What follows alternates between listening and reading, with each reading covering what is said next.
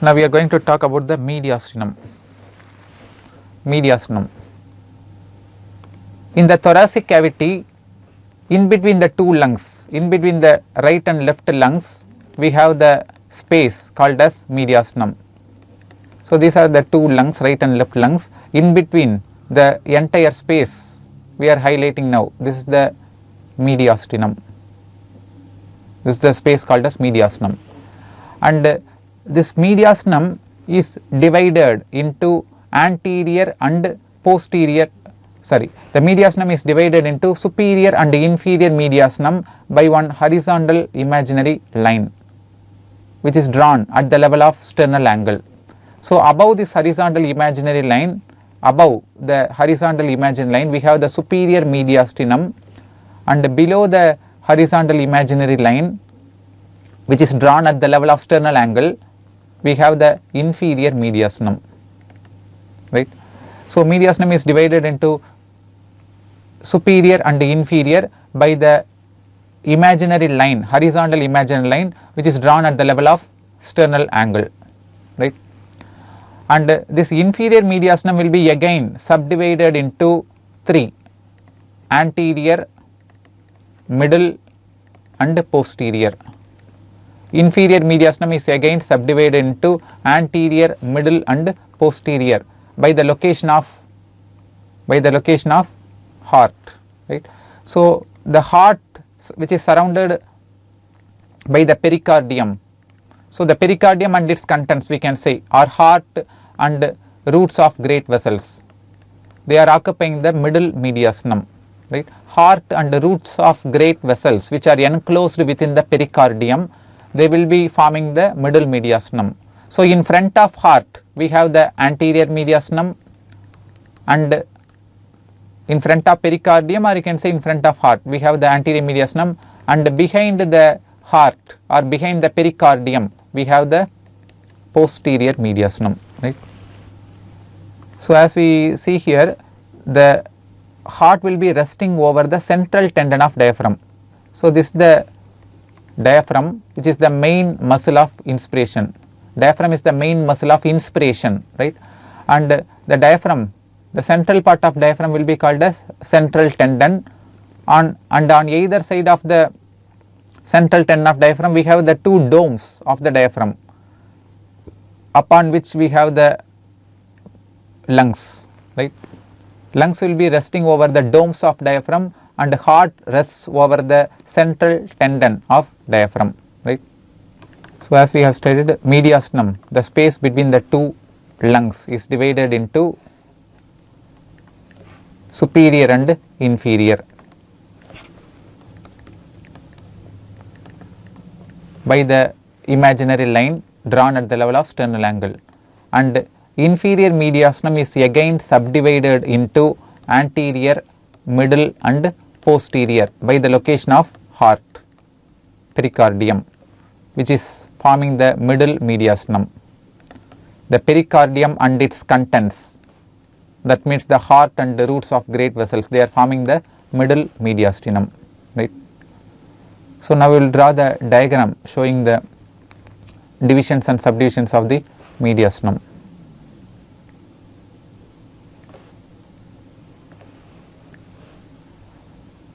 Anteriorly we have the sternum bone.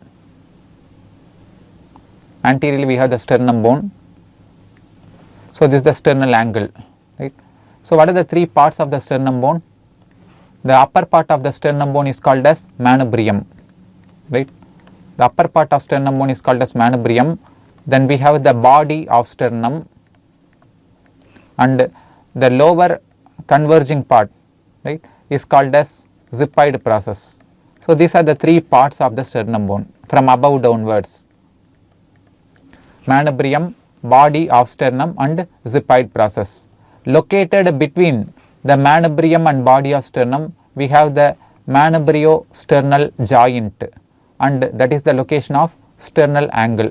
So sternal angle corresponds to the manubrio-sternal joint.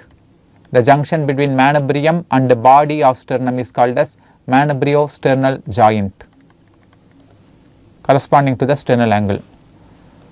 So if we draw one horizontal imaginary line at the level of sternal angle, it will meet the vertebral column at the level of T4, lower border of T4 vertebra, lower border of T4, or we can say T4 T5 intervertebral space, T4 T5 intervertebral space. So above this T4 we have the T3. So please remember, the manubrium corresponds to the vertebral level of T3 and T4, and above the T3 we have the T1 and T2 vertebra, right. Then see, remember, the zippoid process lies at the vertebral level of T9, zippoid process lies at the vertebral level of T9, and so obviously what will be the vertebral level of body of sternum? T5 to T8, body of sternum lies at the vertebral level of T5 to T8. Then below the T9 we have the last three thoracic vertebrae, T10, T11 and T12, and the muscle which is extending from the zippoid process, the dome shaped muscle downwards, is the diaphragm, right. So above this horizontal imaginary line connecting the sternal angle and lower border of T4, which mediastinum is this one? Above this imaginary line, this is the superior mediastinum, and this is the inferior mediastinum, right. This is the inferior mediastinum, which is subdivided into anterior, middle and posterior by the location of heart. So this is the fibrous pericardium, this is the fibrous pericardium enclosing the heart, located in the middle mediastinum, and in front of this pericardium we have the anterior mediastinum, and behind we have the posterior mediastinum.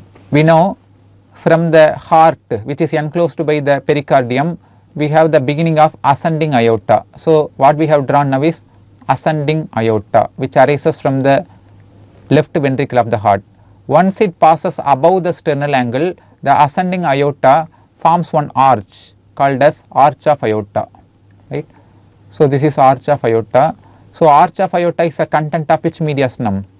Superior mediastinum, because arch of aorta lies just above the sternal angle at the vertebral level of T4, right. Arch of aorta, after forming the arch, it continues downwards, just behind the heart in the posterior mediastinum as descending thoracic aorta, descending thoracic aorta. So descending thoracic aorta is a content of which mediastinum? Posterior mediastinum, and while passing through the aortic opening of diaphragm, this is the aortic opening of diaphragm at the level of T12, the descending thoracic aorta continues downwards into the abdomen as abdominal aorta, right. So remember, all the three parts of aorta, ascending aorta, arch of aorta and descending thoracic aorta, they are occupying three different parts of the mediastinum. Ascending aorta is enclosed within the pericardium, so ascending aorta is a content of middle mediastinum, whereas arch of aorta is a content of superior mediastinum, whereas descending thoracic aorta is a content of posterior mediastinum. Now coming to the contents of superior mediastinum. Now we will consider the various contents of superior mediastinum, that means above the sternal angle, right. Contents of superior mediastinum. Superior mediastinum means it lies above the sternal angle, or you can say above the pericardium, right. So this is the right brachiocephalic vein, and this is the left brachiocephalic vein, right and left brachiocephalic veins which unite to form superior vena cava, right. So this is SVC, which is formed by the union of right brachiocephalic vein and left brachiocephalic vein, both unite to form superior vena cava. And which part of the aorta is a content of superior mediastinum? We have studied arch of aorta. This is the arch of aorta, and arch of aorta will be giving 3 main branches. So arch of aorta and its 3 main branches, they are also content of superior mediastinum, right? And there are 2 tubes located in the middle, superior mediastinum. One is trachea. Trachea is a content of superior mediastinum. Just behind the trachea, we have the esophagus, right? So trachea and esophagus, they are also contents of superior mediastinum. And there are two nerves, namely right and left vagus nerves and right and left phrenic nerves. They are also contents of superior mediastinum. So imagine this one as fibrous pericardium, which is enclosing the heart, right? So this is pericardium. Above the pericardium only we have the superior mediastinum. This will be the level of sternal angle. Right? So coming to the various contents of superior mediastinum, there are 2 vessels. There are 2 blood vessels which are contents of superior mediastinum, right? 2 major blood vessels. One is superior vena cava formation by the union of right and left brachiocephalic veins, right? And arch of aorta. The main artery in the superior mediastinum is arch of aorta and its 3 main branches.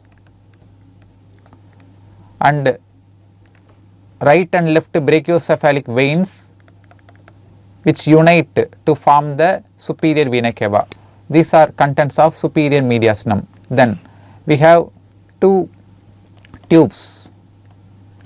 One is trachea, and just behind, posterior to the trachea, we have the esophagus. And there are 2 nerves, right and left phrenic nerves, then right and left vagus nerves. Both the right and left vagus nerves and phrenic nerves, they are contents of superior mediastinum. And remember, the left vagus nerve will give one branch called as left recurrent laryngeal nerve. Left recurrent laryngeal nerve, that is also content of the superior mediastinum, right?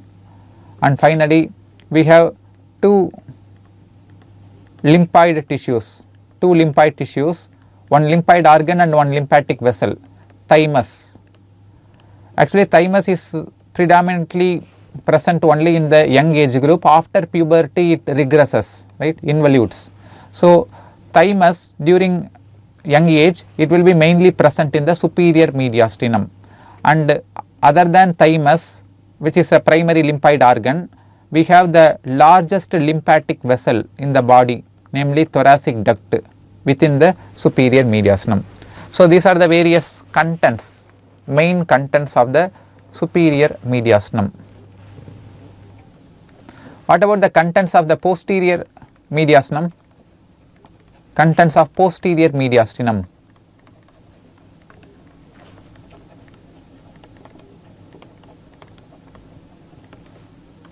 The main contents of the posterior mediastinum are, which part of aorta is a content of posterior mediastinum?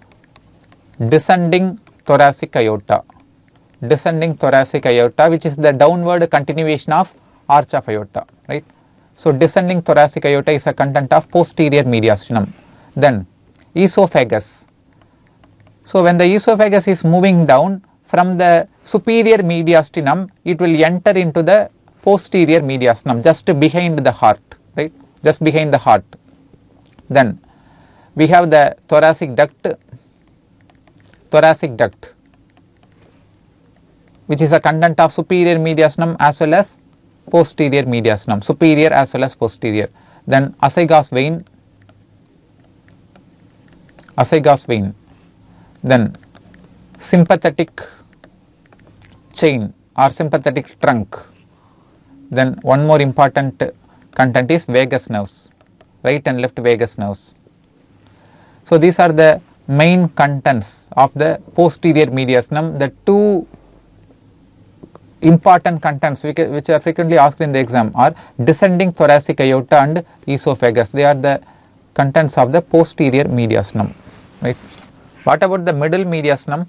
Anterior mediastinum contents are insignificant, so we need not bother. What are the contents of middle mediastinum? Simply we can say middle mediastinum contains pericardium and its contents, right. So pericardium and its contents are the middle mediastinal structures. When I say pericardium and its contents, that means the heart and roots of great vessels, the various blood vessels which are attached to the heart. What are the contents of the middle mediastinum? Other than heart, we have the roots of great vessels, that means ascending aorta which arises from the left ventricle and the pulmonary trunk which arises from the right ventricle of the heart. Then SVC and IVC which drain into the right atrium of the heart. Then 4 pulmonary veins which are also draining into the left atrium of the heart, right. So other than the 2 arteries and veins, some other contents of the middle mediastinum are, we have to remember specifically 2 more contents. One is terminal part of azygos vein, terminal part of azygos vein, because the azygos vein finally drains into superior vena cava, right. So the terminal part of azygos vein which drains into the superior vena cava is also content of middle mediastinum. Azygos vein actually pierces the fibrous pericardium in order to terminate into the superior vena cava. Then one more is phrenic nerves. Actually both the phrenic nerves, after passing downwards from the superior mediastinum, they will be closely adherent to the fibrous pericardium, right. Phrenic nerves are closely adherent to the fibrous pericardium. So they are also contents of middle mediastinum.